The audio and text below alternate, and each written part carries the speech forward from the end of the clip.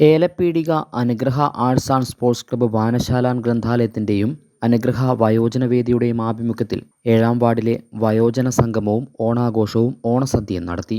വായനശാലയിൽ നടന്ന വയോജന സംഗമം വായനശാല പ്രസിഡന്റ് ഒ.എ. ജോബിൻ്റെ അധ്യക്ഷതയിൽ ഏലപ്പീടിക സെന്റ് സെബാസ്റ്റ്യൻ പള്ളി വികാരി ഫാദർ സെബാസ്റ്റ്യൻ കീഴേത്ത് ഉദ്ഘാടനം ചെയ്തു.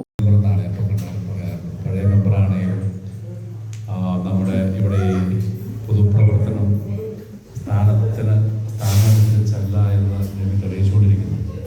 അപ്പോൾ ജിമ്മിയാണ് അവരുടെ സഹോദരൻ.